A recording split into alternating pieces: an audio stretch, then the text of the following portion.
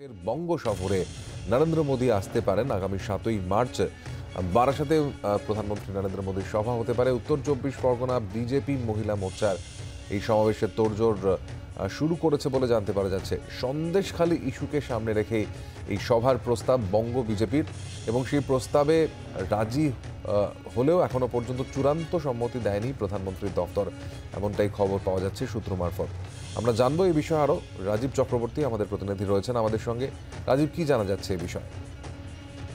সমাজিত দেখো, একদিকে যখন লোকসভা নির্বাচন আসতে চলেছে তখন সন্দেশখালীর ঘটনা রাজ্য রাজনীতিতে তোলপাড় ফেলেছে, এবং সেই সন্দেশখালীর ঘটনাকে সামনে রেখে বিজেপি তাদের রাজনৈতিক যে উদ্দেশ্য আছে, রাজনৈতিকভাবে তারা যে রাজ্য দখলের একটা পরিকল্পনা করেছে, লোকসভা নির্বাচনে অনেক বেশি আসনের যে পরিকল্পনা তারা করেছে, সেই লক্ষ্যে তারা কিন্তু এগোচ্ছে। আমরা জানি যে চলতি মাসেরই শেষে রাজ্যে যাচ্ছেন কেন্দ্রীয় স্বরাষ্ট্রমন্ত্রী অমিত শাহ, এবং তিনি গিয়ে কৃষ্ণনগরে যাবেন।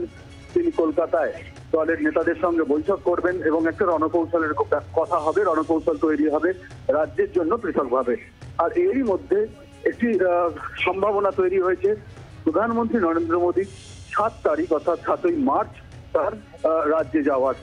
সূত্র মারফত যে খবর পাওয়া যাচ্ছে যে রাজ্য বিজেপির তরফ থেকে প্রধানমন্ত্রী নরেন্দ্র মোদীকে আমন্ত্রণ জানানো হয়েছে যাতে তিনি বারাসাতে যান। যেহেতু সন্দেশখালী এবং আশেপাশের এলাকায় এখনো পর্যন্ত 144 ধারা রয়েছে, সেহেতু বারাসাত জায়গাটিকে দেখে নেওয়া হয়েছে এবং বারাসাতে তারা একটি জনসভা করতে চান, যেটি হবে মহিলা ন্যায় যাত্রা, মহিলা ন্যায় সমাবেশ বলা হচ্ছে। অর্থাৎ সন্দেশখালীর ঘটনায় মহিলাদের নির্যাতনের যে খবর, যে অভিযোগ বিজেপির তরফ থেকে তোলা হচ্ছে, সেই বিষয়টিকে সামনে রেখে মহিলা ন্যায় সমাবেশের আয়োজন করা হচ্ছে, এবং সেটি বিজেপির মহিলা মোর্চা তারা কিন্তু এই কর্মসূচির আয়োজন করেছে। প্রধানমন্ত্রীকে আমন্ত্রণ জানানো হয়েছে, প্রধানমন্ত্রীর দপ্তর থেকে প্রাথমিকভাবে সম্মতি জানানো হলেও এখনো পর্যন্ত প্রধানমন্ত্রীর যে নির্ধারিত কর্মসূচি রয়েছে সেগুলি খতিয়ে দেখে চূড়ান্তভাবে জানানো হবে বলে জানানো হয়েছে রাজ্য বিজেপিকে। সূত্র মারফত এমনটাই জানা যাচ্ছে। সমাজিত বাংলার আওয়াজ, বাঙালির আবেগ, জি 24 ঘন্টা।